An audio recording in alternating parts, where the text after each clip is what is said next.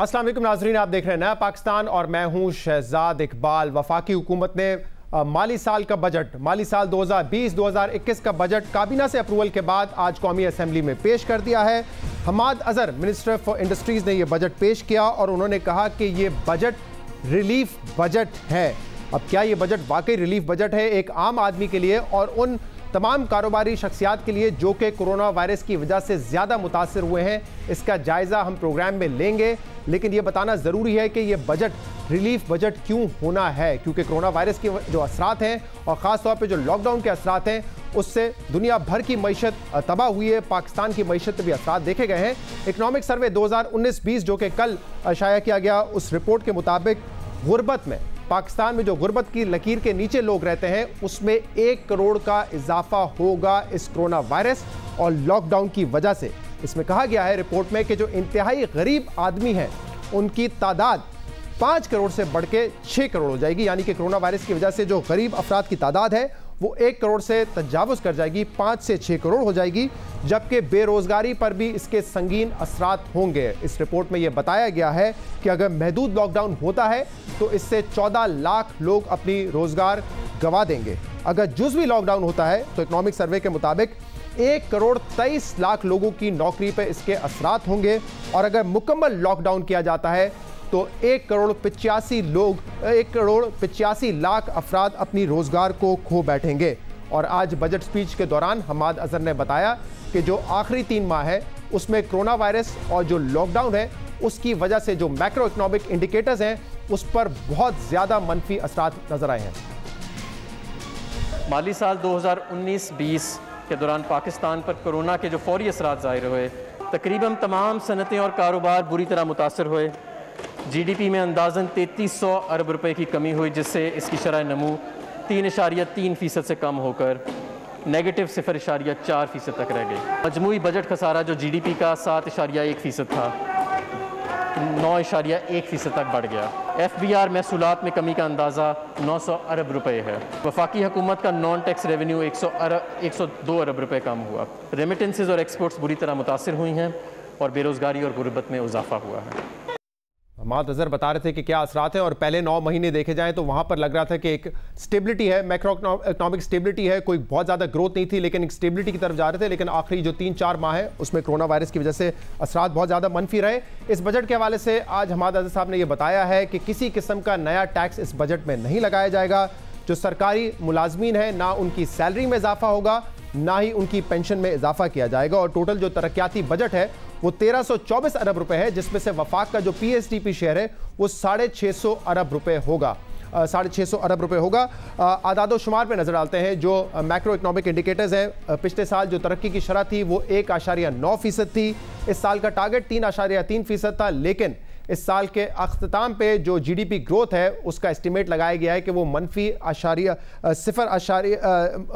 0.4 होगा, जबकि अगले साल के लिए जो टारगेट सेट किया गया है वो 2.1% किया गया है। इसी तरीके से जो टैक्स कलेक्शन पिछले साल भी हमने देखा कि पाकिस्तान तहरीक इंसाफ की हुकूमत के दौर में पहली मरतबा हुआ कई सालों में कि नेगेटिव टैक्स ग्रोथ थी और इस साल भी ग्रोथ फ्लैट है, क्योंकि कोरोना वायरस के बाद जो आदादो शुमार को तब्दील किया गया, जो रिवाइज टारगेट था वो 3900 अरब रुपए का था और लगभग इतना ही टैक्स टारगेट अचीव किया जाएगा, यानी कि कोई खास ग्रोथ नहीं होगी। और जो अगले साल का टारगेट सेट किया गया है वो 4963 बिलियन है, यानी कि इस साल के मुकाबले में 25% ग्रोथ टारगेट की गई है टैक्स रेवेन्यू में, जबकि हमाद अजहर कहते हैं कि कोई नया टैक्स नहीं लगाया गया है। इसी तरीके से जो टैक्स टू GDP शरह है वो इस साल मजीद गिरी है, अब वो 12.9% से गिरकर 11.8% तक आ चुकी है, जबकि टारगेट इस साल का 14% से ज्यादा का था।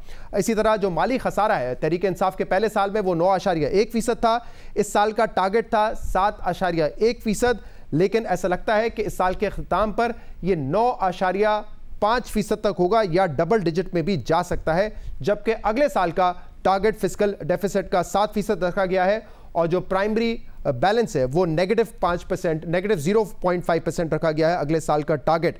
करंट अकाउंट डेफिसिट एक वाहिद इंडिकेटर है जिसमें हम देखते हैं कि इस हुकूमत ने अपने 2 साल में खातिर खा कमी की है। पिछले साल 10 माह के अंदर जो करंट अकाउंट डेफिसिट था वो $10.3 बिलियन का था, जबकि इस साल के 10 माह में $2.8 बिलियन है। एक्सपोर्ट्स में भी 2.4% की कमी देखी गई, जबकि इंपोर्ट में भी $4 बिलियन की कमी हुई है। तो क्या ये बजट जो है एक रिलीफ बजट है? क्या वो स्टिमुलस इसमें दिया गया है जो बिजनेसमैन एक्सपेक्ट कर रहे थे? इस पर हम प्रोग्राम में बात करेंगे। सबसे पहले आज के प्रोग्राम में हमें ज्वाइन करेंगे PMLN के सीनियर रहनुमा एहसन इकबाल साहब, और हमें ज्वाइन करेंगे पाकिस्तान तहरीक इंसाफ के सीनियर रहनुमा हुमायूं अख्तर साहब। आप दोनों का बहुत बहुत शुक्रिया ज्वाइन करने के लिए। एहसन इकबाल साहब, मुश्किल हालात है, रिसोर्सेज कम है हुकूमत के पास, अगले 3 माह कैसे होंगे ये भी अभी नहीं पता। ये देखते हुए आपको लगता है कि क्या ये एक मुनासिब बजट है, और इसको क्या वाकई एक रिलीफ बजट कहा जा सकता है आम आदमी के लिए भी और बिजनेस सेक्टर के लिए भी? शहजाद, देखिए, ये जो बजट है इसको आइसोलेशन में नहीं लेना चाहिए। इस हुकूमत को अब 2 साल हो गए हैं और एक 2 सालों का तसलसल है। आज भी आपने जो क्लिप सुनाया अभी वजीर मौसूफ का, उसमें वो फरमा रहे थे कि GDP की शरह 3.3 से गिर के -0.5 हो गई। हालांकि उन्हें यह नहीं मालूम कि खुद हुकूमत अपने इक्तसादी सर्वे में गुज़श्ता साल की ग्रोथ रेट 1.9% कह चुकी है। अब अगर ये कौमी असम्बली के अंदर और बजट स्पीच के अंदर गलत अदाद शुमार पेश कर रहे हैं, तो इससे खुद आप हुकूमत की कारगुजारी का अंदाज़ा कर सकते हैं। जब पिछले साल इन्होंने बजट पेश किया था, हमने उस वक्त कहा था कि 5,555 अरब का जो टैक्स का हदफ आप रख रहे हैं, ये आपकी पहुंच से बहुत दूर है। अगर आपने ये इकट्ठा करना है तो आपने इसके लिए वो मेजर्स इंडिकेट नहीं किए कि आप इसको कहां से इकट्ठा करेंगे। अब भी आपने देखा कि इन्होंने कह दिया कि हमने कोई नए टैक्स नहीं लगाए, लेकिन तकरीबन 1,000 अरब रुपया ज़्यादा अगले साल के लिए टारगेट रखा है। 3900 अरब से 4900 अरब लेकर गए हैं। सवाल यह है कि अब 2 साल हो गए हैं, इस दूसरे साल में जो इस हुकूमत ने टैक्स इकट्ठे किए हैं वो उससे कम हैं जो हमारी हुकूमत ने 2 साल कबल आखिरी साल में इकट्ठे किए थे। ये जुल्म है, कभी ऐसा नहीं होता। इसी तरह जो ग्रोथ रेट का मोमेंटम हमने छोड़ा था, उसको इन्होंने पहले साल 1.9 पे किया, और अब अगर ये कोरोना का सहारा लें तो वो इसलिए मुनासिब नहीं कि कोरोना तो मार्च से शुरू हुआ है। मार्च से पहले इकॉनमी बैठ चुकी थी, आपको मालूम है, सारी ऑटो इंडस्ट्री बंद थी, ट्रैक्टर इंडस्ट्री बंद थी। लेकिन इसमें एहसन इकबाल साहब जो टैक्स रेवेन्यू का नंबर है जिसमें आप कह रहे हैं कि उसमें कोई इजाफा नहीं देखा जाएगा बल्कि कमी होगी, लेकिन कोरोना की वजह से इस पर तो इम्पैक्ट आया है, क्योंकि मार्च तक के नंबर्स ये दिखा रहे थे कि जो टैक्सेस हैं उसमें 15% की ग्रोथ है और डायरेक्ट टैक्सेस भी बढ़ रहे थे इस दफा। तो कोरोना का इम्पैक्ट वहां पे तो नजर आया है। शहजाद, टैक्सेस का टारगेट क्या था? क्या टैक्सेस में 15% का टारगेट पिच किया गया था? 5,555 अरब रुपए के लिए। तो अगर ये 15% से ग्रो करते रहते तो बमुश्किल ये 4200-4300 पे पहुंचते। वो तो उसके करीब भी नहीं थे। उसकी बुनियादी वजह क्या है कि इन्होंने ग्रोथ को खत्म कर दिया। अच्छा, अब ग्रोथ क्यों खत्म हुई है? हमारे जो इकोनॉमिस्ट हैं वो तो आके आपको एक्सप्लेनेशन देंगे। कोई कहेगा करंट अकाउंट डेफिसिट इतना था, इतना हो गया, फिस्कल डेफिसिट इतना था, इतना हो गया। मैं समझता हूं कि जो इस वक्त पाकिस्तानी मईशत का सबसे बड़ा बहरान और डेफिसिट है वो 4 हैं। पहला डेफिसिट यह है कि इन्होंने आते साथ ही कॉन्फिडेंस का डेफिसिट पैदा कर दिया। कोई इंटरनेशनल और लोकल इन्वेस्टर अब इन पर एतमाद नहीं कर रहा। पाकिस्तान के सब बड़े बड़े बिजनेस हाउसेज, कोई नैब की इंक्वायरी भुगत रहा है, कोई FIA की भुगत रहा है। पूरे बिजनेसमैन जो हैं इन्होंने इस वक्त अदालतों में खड़े किए हुए हैं। तो पाकिस्तान में जो इन्वेस्टमेंट क्लाइमेट है इस वक्त बिल्कुल जीरो है। दूसरे नंबर पे आ जाएं कि जो इनका डेफिसिट है वो डिसीजन मेकिंग का है। इन्होंने जिस तरह की इंतकामी कार्रवाइयां की, मैं आपको अपनी मिसाल देता हूं कि मुझे नैब में जब पेश किया गया एक झूठे केस के अंदर, तो 40-50 अफसरों को भी बुला के बिला वजह ग्रिल किया गया और उन्हें दबाव डाला गया कि इसके खिलाफ झूठी शहादत दो वरना तुम्हें हम गिरफ्तार कर लेंगे। मुझे यकीन है कि वो सारे अफसर जो नैब से होकर आते हैं वो कानों को हाथ लगाते हैं कि आइंदा कितना भी ट्रांसपेरेंट कोई मंसूबा होगा हम उसके करीब से नहीं गुजरेंगे। लिहाजा इस वक्त एक पैरालिसिस है इंतजामी तौर पे। ठीक है। तीसरा जो डेफिसिट है वो विजन का नजर आता है कि इनके पास कोई प्रोग्राम नहीं, कोई अप्रोच नहीं। अब देखिए हम कोरोना में फंस गए हैं। सर मुझे अगर आप चौथा पॉइंट बता दें तो मैं साकिब शिरानी साहब से भी उनका मौकिफ ले लूं, फिर मैं दोबारा आऊंगा आपकी तरफ। विजन के बाद चौथा नुकता क्या है आपका? ये चौथा नुकता है कैपेसिटी का। I think this government has a serious capacity deficit. और जिस किस्म की सलाहियत हमने कोरोना में देखी है, हमने टिड्डी दल के अंदर देखी है, हमने पोलियो के अंदर देखी है। एक के बाद एक फेलियर आ रहा है और ये हुकूमत अपनी इंतजामी सलाहियत को एक्सपोज कर रही है कि ये अहलियत भी नहीं रखती, ना सलाहियत रखती है। तो इसके साथ अब अगले साल के लिए आप क्या, व्हाट विल यू एक्सपेक्ट? मैं इस पर आता हूं और एहसन इकबाल साहब, साकिब शरानी साहब भी हमारे साथ इस वक्त मौजूद है, माहिर मईशत है। साकिब शरानी साहब, इस बजट को आपने कैसा देखा? क्या आपको लगता है रिलीफ बजट है? और साथ में ये भी बता दीजिएगा, क्योंकि सबसे अहम सवाल ये कि हम रेवेन्यू कैसे जनरेट करेंगे। इस साल भी टारगेट दिया है कि 25% हमारा टैक्स रेवेन्यू ज्यादा होगा, लेकिन कोई नए टैक्सेस नहीं लगाए जा रहे हैं और जो नॉमिनल जीडीपी ग्रोथ है अगले साल के लिए वो भी 8.6% है हुकूमत के टारगेट के मुताबिक। तो कैसे अचीव करेंगे 25% टैक्स रेवेन्यू ग्रोथ? जी शहजाद, आई थिंक ये बिल्कुल मुनासिब आपका सवाल है कि ये दोनों चीज़ों में तजाद है। जब हम या हुकूमत कहती है कि नॉमिनल ग्रोथ तकरीबन 9% होगी और टैक्स का हदफ जो है वो 24 या 25% इजाफे का है, तो डेफिनेटली इन दोनों में एक डिस्कनेक्ट है। तो ये टैक्स न्यूट्रल बजट नहीं हो सकता, क्योंकि अगर ये टैक्स न्यूट्रल बजट होता और सिर्फ ऑर्गेनिक ग्रोथ के ऊपर बेस्ड होता, तो ये जो टैक्सेस की अहदाफ में जो इजाफा रखा गया है ये 7 या 8% से ज़्यादा नहीं हो सकता था। तो ये मेरा ख्याल है पहली बात है। एक तो ये अनवारंटेड है इन हालात में, क्योंकि मईशत के जो हालात हैं और हमारी जो इंडस्ट्री के जो हालात हैं वो मुतहम्मिल नहीं है कि इतना बड़ा टैक्स रेवेन्यू वहाँ से जनरेट किया जाए, बेशक वो डायरेक्ट हो या इनडायरेक्ट सूरत में हो। सही। दूसरा, ये अनवारंटेड के अलावा अनरियलिस्टिक टारगेट भी है। और तीसरा मेरा ख्याल है बुनियादी तौर पे जो सबसे बड़ा मुझे इससे इशू है वो ये है कि क्योंकि टैक्स रेवेन्यू का जो हदफ होता है वो पूरे बजट का दारोमदार उसके इर्द गिर्द होता है, वो लिंच पिन होता है, वो एंकर होता है पूरे बजट का। अगर वही अनरियलिस्टिक होगा तो सारा बजट आपका जो है वो ढेर हो जाता है और वो इररिलेवेंट हो जाता है। तो मेरा ख्याल है ये अनफॉर्चुनेटली मुझे लगता है कि ये आज रात को ही, कल सुबह ही जो है ये डेड ऑन अराइवल है ये बजट, ये बिल्कुल डिलीवर नहीं कर पाएगा, ना रिलीफ दे पाएगा, ना ये फिस्कल कंसोलिडेशन कर पाएगा।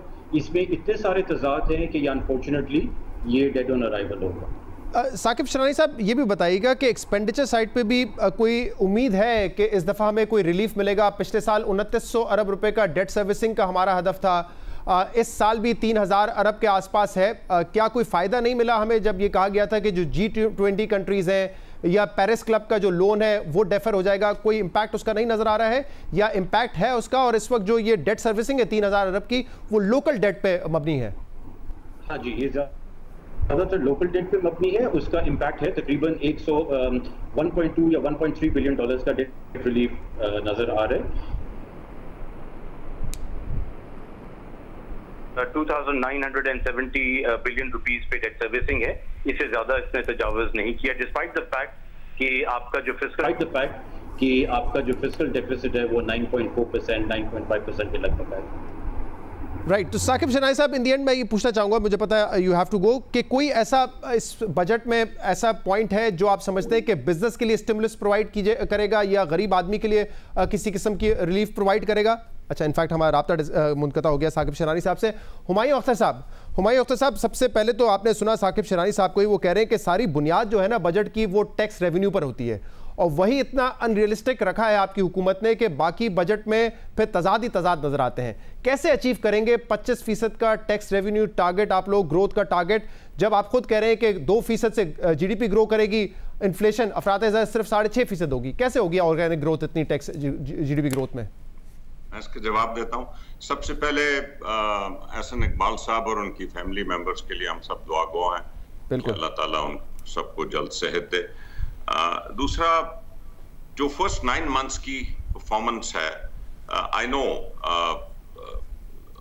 ग्रोथ जो है पर्टिकुलरली सर्विस सेक्टर और इंडस्ट्रियल सेक्टर की बहुत लो रही है, बिलखसूस लार्ज स्केल मैन्युफैक्चरिंग की, लेकिन उसमें चंद पॉजिटिव चीज़ें आप ज़रूर देखिए कि FDI, remittances, current account deficit में सिग्निफिकेंट जो एक्चुअल प्रॉब्लम थी, जो $20 बिलियन पे था, वो एक टाइम पे तो $2.8 बिलियन पे आ गया फर्स्ट 9 मंथ्स में। और इसके अलावा फिस्कल डेफिसिट भी फर्स्ट 9 मंथ्स में इम्प्रूवमेंट्स दिखा रहा था और रिजर्व्स बेहतर हो रहे थे। नाउ हैविंग सेड दैट, उसके बाद जो सिचुएशन है वो कोरोना रिलेटेड सिचुएशन है। इस बजट में अब आप देखेंगे कि वेरी डेफिनेटली हेल्थ इंफ्रास्ट्रक्चर को इम्प्रूव करने के लिए सिग्निफिकेंट मेजर्स लिए गए हैं। आप PSDP देख लें या आप हेल्थ रिलेटेड जो बजटिंग है वो काफ़ी सिग्निफिकेंट अमाउंट्स एलोकेट किए गए हैं। लोगों की सोशल सेफ्टी नेट्स के लिए एहसास प्रोग्राम को सिग्निफिकेंटली तकरीबन 40 बिलियन 45 बिलियन रुपए तक बढ़ाया गया है।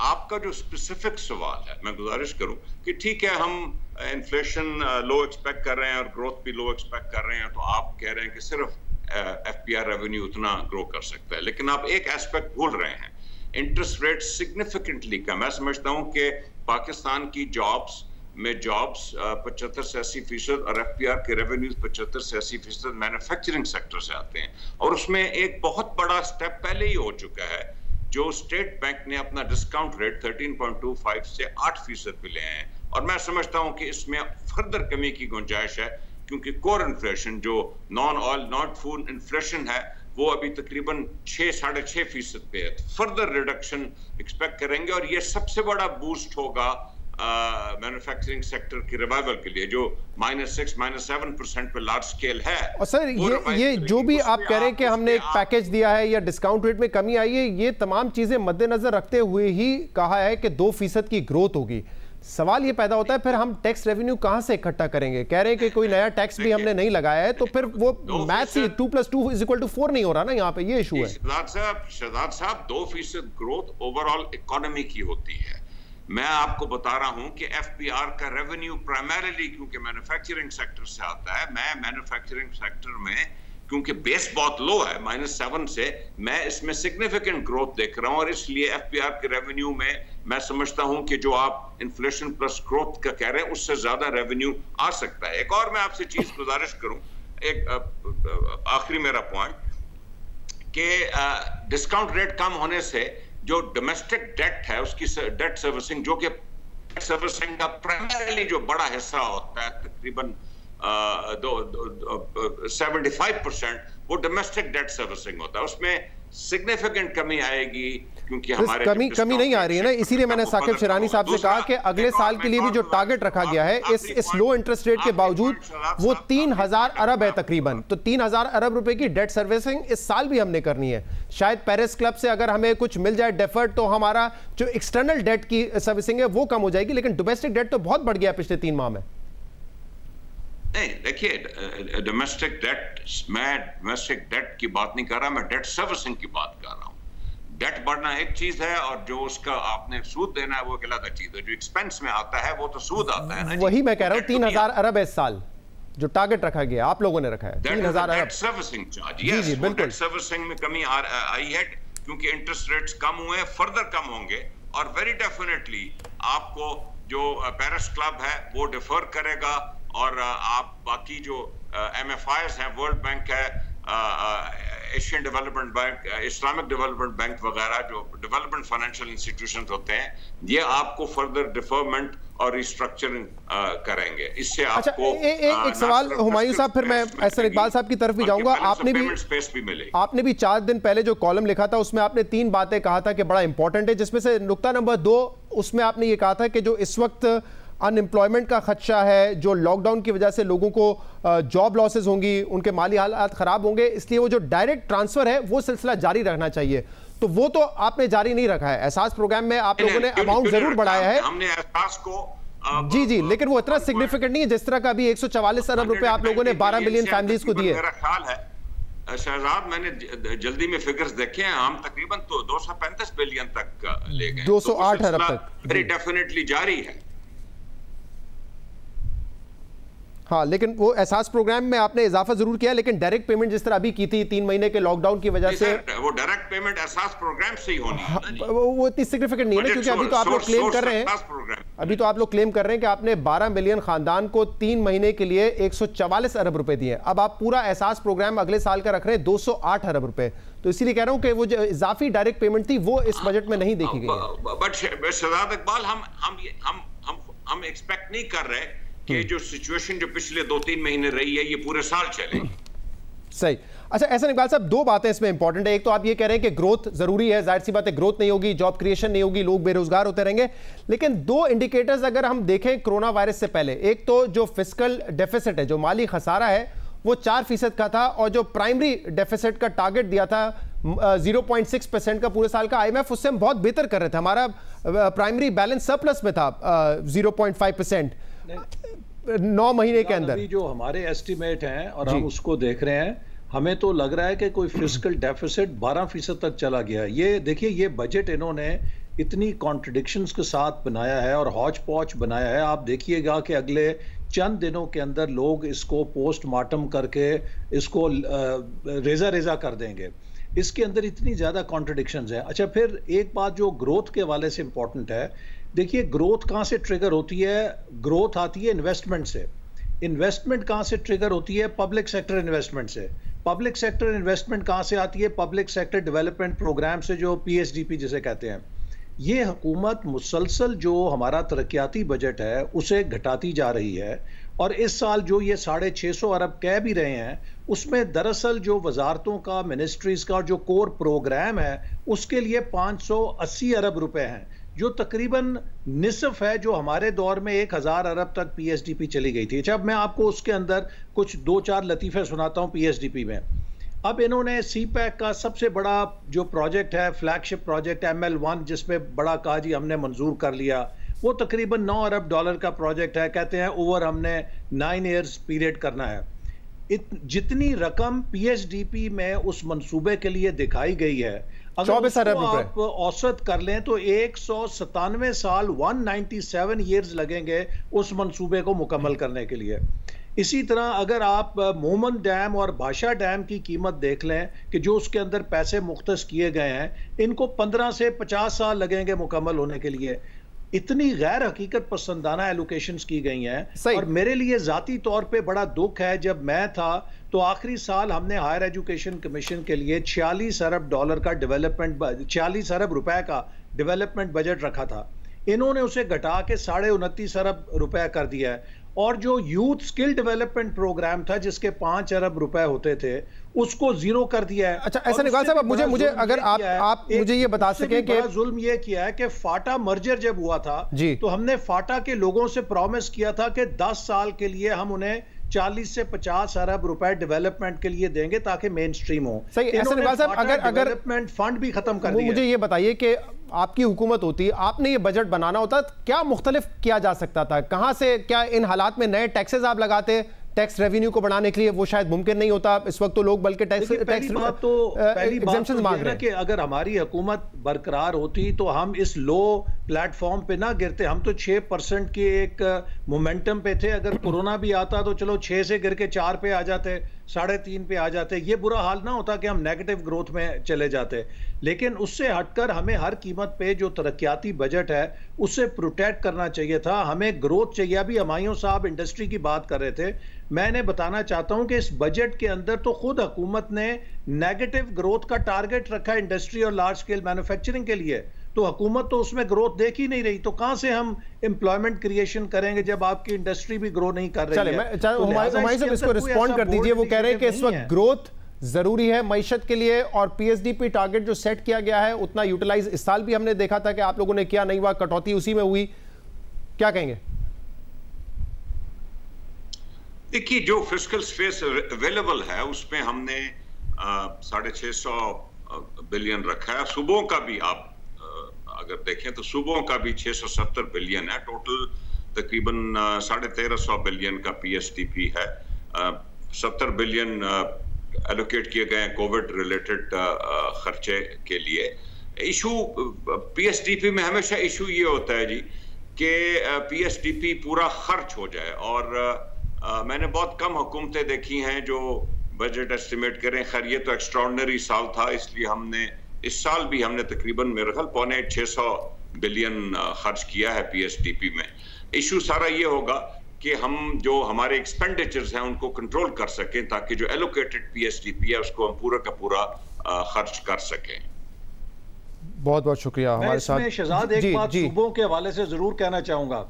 देखिए सूबे जो हैं वो इस वक्त हमारा सोशल सेक्टर देखते हैं, हेल्थ और एजुकेशन। हाँ। इन्होंने जो हमारा डिविजिबल पूल है, चूंकि टैक्स इकट्ठे नहीं कर सके, उसके अंदर बहुत नुमाया कमी हुई है।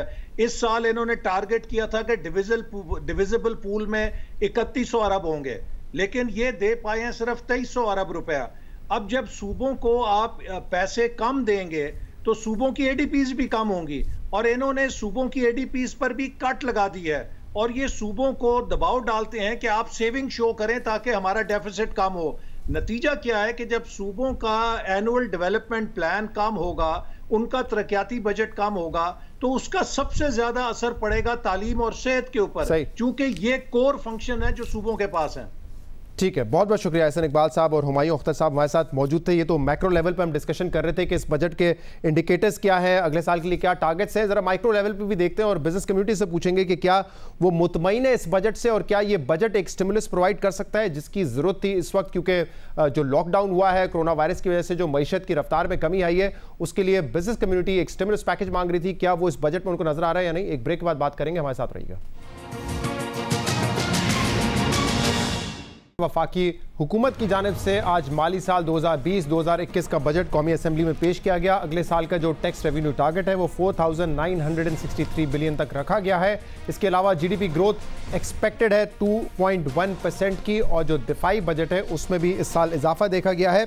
पिछले साल दिफाई बजट 1152 अरब रुपये का था और इस साल 1152 अरब था, इस साल 1289 अरब रुपए का रखा गया है। मजीद इस बजट पर बात करने के लिए हमारे साथ मौजूद हैं चेयरमैन आरिफ हबीब ग्रुप आरिफ हबीब साहब हमारे साथ मौजूद हैं, और इसके अलावा हमें ज्वाइन किया है अमानुल्लाह कासिम साहब ने जो कि चेयरमैन है एप्टिमा, और हमें ज्वाइन कर रहे हैं माहिर मईशत अशफाक तोला साहब। आप तीनों का बहुत बहुत शुक्रिया ज्वाइन करने के लिए।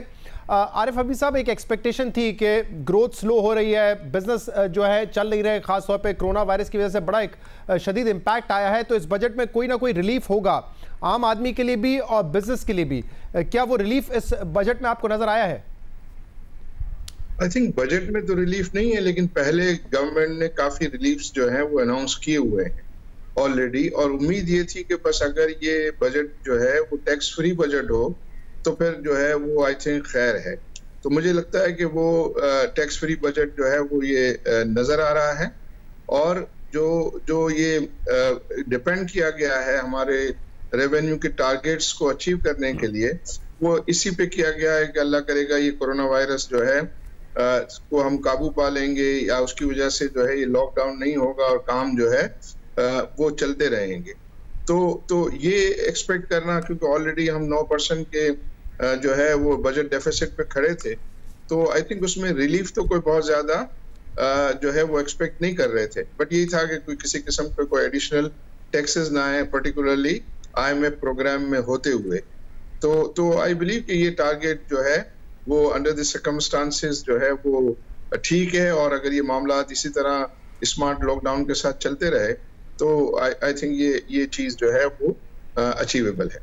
लेकिन आरिफ साहब, इसमें अहम सवाल ये है कि कोई नए टैक्सेस तो नहीं लगाए गए, जो आप कह रहे हैं कि बिजनेस कम्युनिटी एक्सपेक्ट भी कर रही थी कि कम से कम कोई नए टैक्सेस ना लगाए जाए, तो ये जो टैक्स का हदफ है इसको हासिल कैसे करेंगे फिर?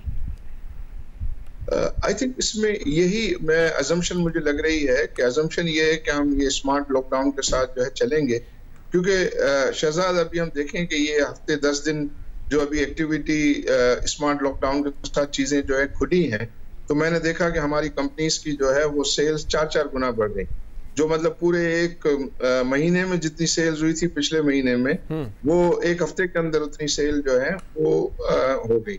तो अगर ये सिलसिला चलता रहा, फिर उसके बाद ये जो इन्होंने कंस्ट्रक्शन पैकेज की बात की है, एग्रीकल्चर की जो है वो बातें हैं, और फिर अगर ये सारी चीजें खुली रहती हैं तो फिर उस हिसाब से, क्योंकि इस साल में भी अगर ये कोविड ना होता तो हम अगर बेशक 4800 पे ना पहुंचते, लेकिन 4500 के लगभग तो शायद पहुंच ही जाते हम, ये लॉकडाउन ना होते।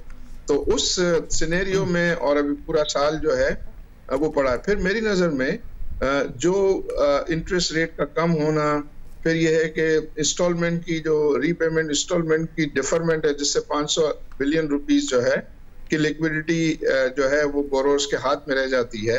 तो ये ऐसे फैक्टर हैं, और ये कंस्ट्रक्शन पैकेज ये फैक्टर हैं कि कुछ जो है आई बिलीव कि ये आपको एक्टिविटी को जो है सही वो सपोर्ट करेंगे। फिर आज भी बजट में भी आई थिंक फर्दर और रियल एस्टेट इन्वेस्टमेंट की प्रमोशन को जो है वो इंसेंटिवाइज किया गया, सपोर्ट किया गया, टैक्सेस में जो है वहाँ कमी की गई है। तो ये जो है चीजें देखते हुए नो डाउट कि ये हमारा जो बजट डेफिसिट नंबर है is high, but under this circumstances मुझे लगता है कि ये टैक्स फ्री बजट होना इज आई थिंक ओके। ठीक है। अमानुल्लाह कासिम साहब, क्या एप्टेमा की भी यही एक्सपेक्टेशन थी कि अगर कहीं रिलीफ नहीं दे सकते तो कम से कम कोई नए टैक्सेस को ना लगाएं? तो आपके ख्याल में एप्टेमा मुतमईन है इस बजट से कि कोई नया टैक्स नहीं लगा है? थैंक यू शहजाद साहब, आपने मुझे बुलाया। सर, हम ये एक्सपेक्ट तो कर ही रहे थे कि टैक्स नहीं होगा। हम गवर्नमेंट से रिलीफ नहीं मांग रहे थे, हम गवर्नमेंट से ये कह रहे थे कि जो ज़ीरो रेटेड है हम लोग जी, जो लास्ट ईयर हम ज़ीरो रेटेड थे, इस साल गवर्नमेंट हमको सेल टैक्स में ले आई और हमारे रिफंड 5-5 महीने तक वापस हैं, हमारे पैसे हमें ही नहीं मिल रहे वापस।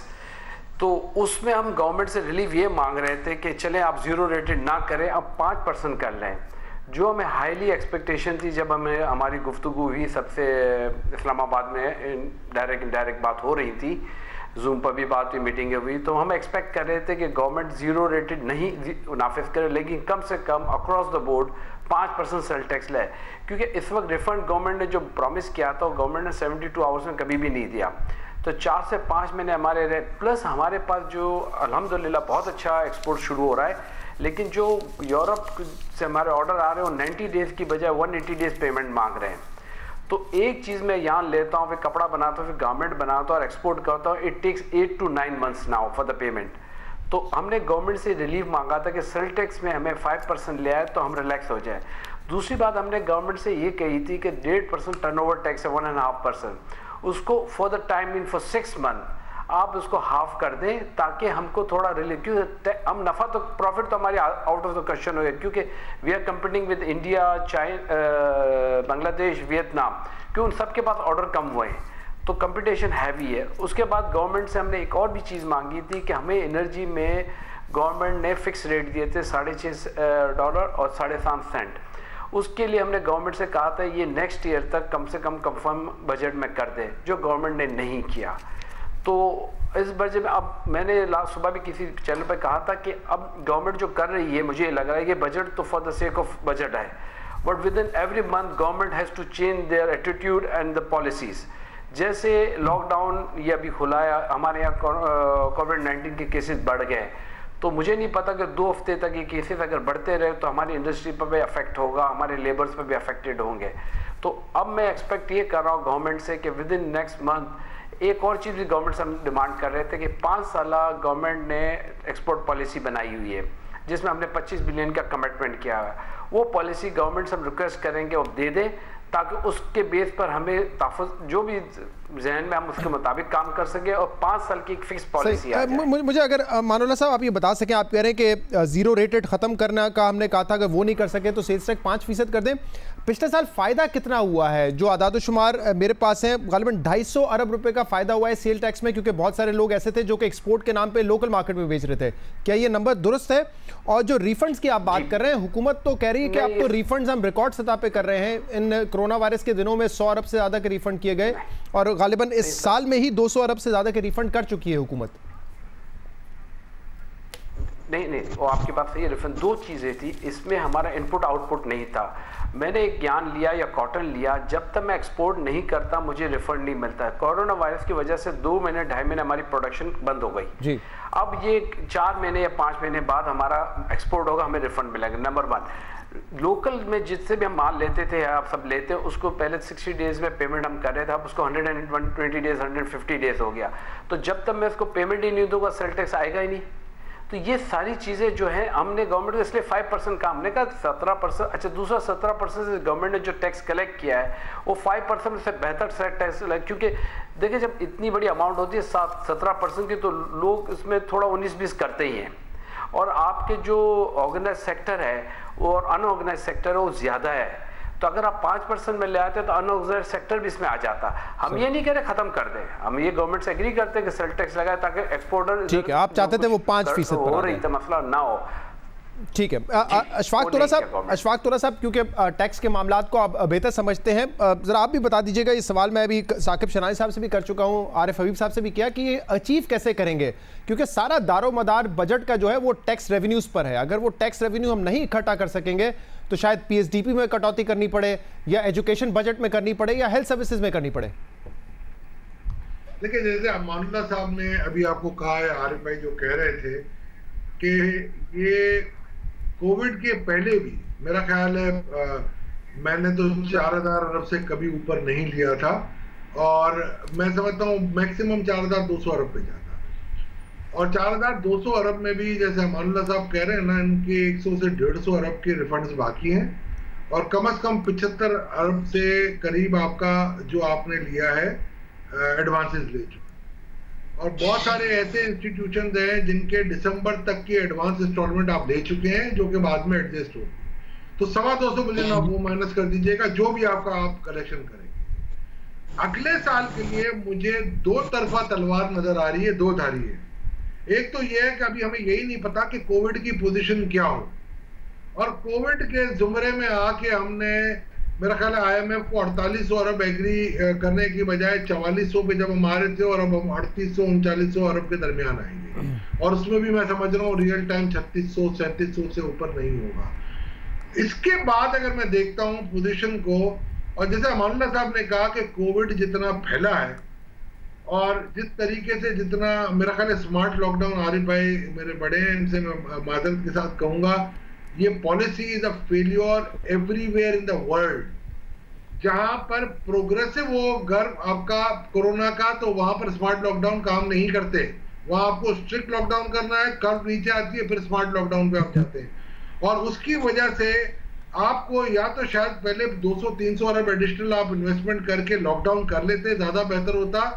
अब इसके ज़िम्न में आपको कम से कम 1000 से 1500 अरब का मसला होगा, और ये मैं आपको दावे के साथ कह सकता हूं कि अगर ये 6 महीने से ज्यादा प्रोलॉन्ग कर गया तो इस साल आपके ये आप 27% का आप रेवेन्यू। अशफाक तोला साहब, अगर आप कह रहे हैं कि स्ट्रिक्ट लॉकडाउन ही हल है, तो ये कैसे मुमकिन बनाते? इस वक्त भी हुकूमत का कहना है कि 3300 अरब रुपए तो हमें खाली नुकसान हुआ है GDP में, जो टैक्स रेवेन्यूज में हमें नुकसान हुआ है वो 900 अरब रुपए का है, तो मजीद कितना बर्दाश्त कर सकती थी हुकूमत?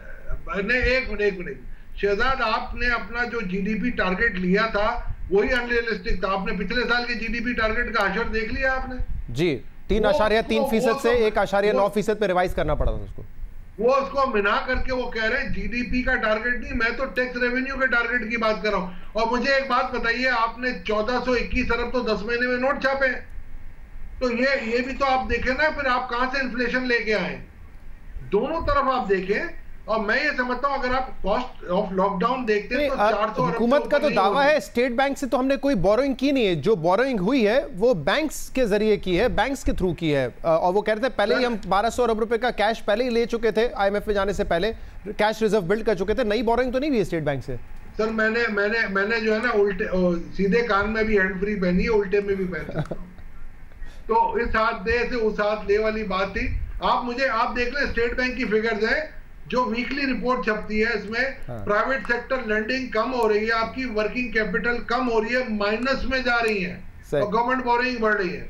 तो आप मुझे खुद बता दें जस्टिफिकेशन कहां से आएगी कि इतने मनी सर्कुलेशन जब बढ़ रही है 89 बिलियन पर मंथ के हिसाब से बढ़ रही है आपकी पिछले 23 महीनों में, और उससे पहले ये एवरेज थी 49 बिलियन। तो ये 40 बिलियन में कहां से इसके साथ अपना लहू तलाश करूंगा? अच्छा आरिफ हबीब साहब, ये बताइएगा जरा, बैंक्स पे बोझ तो पड़ेगा लेंडिंग का, क्योंकि अगर हुकूमत टारगेट कर रही है कि अगले साल भी माली खसारा 7% का होगा, क्या पता इससे ज्यादा हो जाए अगर रेवेन्यू टारगेट हम ना मीट कर सकें, तो बैंक्स ऑब्वियसली लेंड कर रहे होंगे हुकूमत को, तो प्राइवेट सेक्टर को लेंडिंग किस तरीके से होगी? और अगर प्राइवेट सेक्टर ग्रो नहीं करेगा फिर वही मसाइल है कि जॉब क्रिएशन नहीं होगी।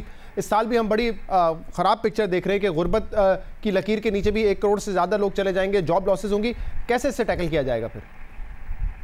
आई थिंक बैंक्स के पास तो बहुत सफिशिएंट लिक्विडिटी है शहजाद, उसका मुझे कोई ऐसा इशू जो है वो नहीं लगता है। लेकिन अभी जो आई थिंक आपको ये इल्म होगा कि स्टेट बैंक जो है वो आपको एक अकाउंट जो है वो अलाउ कर रही है फॉर नॉन रेजिडेंट पाकिस्तानीज को, जिसको लाइफ स्टाइल अकाउंट का वो नाम दे रहे हैं, और उसमें वो नॉन रेजिडेंट पाकिस्तानीज के लिए बड़े अच्छे प्रोडक्ट्स ला रहे हैं, जिसमें जो है ये गवर्नमेंट के बिल्स हैं, टी बिल्स हैं, फिर ये कि आपकी लिस्टेड सिक्योरिटीज हैं, इवन रियल एस्टेट है, और वो चीज़ जो है आई बिलीव कि एक अच्छी लिक्विडिटी अट्रैक्ट कर सकेगी। शहजाद, अक्सर लोग जो है ना ये बहुत ज़्यादा अभी कोविड में इतना ज़्यादा जो है वो हमें पैनिक में जाने की कोई वजह मुझे नहीं लगती, इसलिए कि अभी जैसे आप ही ने बताया कि फिगर इनको जो गवर्नमेंट को लॉस हुआ है वो इसमें कोविड भी शामिल है, वो 800 अरब का उनके टारगेट से जो है वो ज़्यादा हुआ है। हालांकि FBR रेवेन्यू जो ओरिजिनल 5,500 जो है वो बजट किया गया था लास्ट ईयर के बजट में, वो 3,900 का फिगर जो है वो ले आए। उसका मतलब ये है कि 1,600 अरब का जो है FBR रेवेन्यू कम हुआ है, लेकिन गवर्नमेंट को एडिशनल लॉस जो है वो 800-850 बिलियन का हुआ है 2% का। अब ये 2% जो है वो हमारे टोटल डेट का जो है वो सिर्फ 2% बनता है। 38,000 बिलियन हमारी जो है वो डेट है उसमें। तो ये कोई ऐसा हमारे लिए कोई क़यामत नहीं आ गई है। मेन चीज जरूरी इस बात की है कि हमें बिजनेस एक्टिविटी को जो है वो बढ़ाना है, टैक्सेस पे ज्यादा फोकस ना करें। मैं समझता हूं कि जो ये बजट डेफिसिट है 1-2% आगे पीछे जो है इसमें कोई मौत नहीं आ जानी। मेन चीज था current account deficit. Current account deficit जो है वो हमारे लिए मैनेजेबल नहीं होता है, क्योंकि उसके लिए वो डॉलर्स चाहिए और डॉलर्स छापने की मशीन हमारे पास नहीं है। लेकिन अगर जो है वो कोई हम बजट डेफिसिट में थोड़ा आगे पीछे, डिजायरेबल नहीं है कि ये हो, लेकिन हमें इससे कोई हिम्मत हार के बैठ नहीं जाना चाहिए। हमें कोशिश ये करनी चाहिए कि हमारी जो है वो एक्टिविटी, इकोनॉमिक एक्टिविटी ज्यादा से ज्यादा बढ़े। वो बढ़ेगी तो हमारे दूसरे जो मसाइल हैं वो मसाइल जो है वो हल होंगे। रोजगार के मसाइल जो है खास तौर पे जो है वो हल हो सकेंगे। अवेलेबिलिटी ऑफ कंज्यूमर गुड्स के मसाइल जो है वो हल हो सकेंगे और एक्सपोर्ट को जो है वो हम सपोर्ट कर सकेंगे। बहुत बहुत शुक्रिया आरिफ हबीब साहब, अशफाक तोरा साहब, अमानुल्लाह कासिम साहब हमारे साथ मौजूद थे। बजट पर हम आइंदा प्रोग्राम्स में भी डिस्कशन करेंगे। बजट आज पेश कर दिया गया है। हुकूमत खुद कहती है कि अगले साल का जो ग्रोथ टारगेट है वो 2.1% होगा और इस साल -0.4% की ग्रोथ होगी। इस पर हम आगे भी प्रोग्राम्स करेंगे, जो आज फैसले हुए हैं उस पर आगे भी जाके बात करेंगे। फिलहाल शो से इतना ही। इसका फीडबैक आप हमें दे सकते हैं हमारे सोशल मीडिया पर। इजाज़त दीजिए, अल्लाह हाफ़िज़।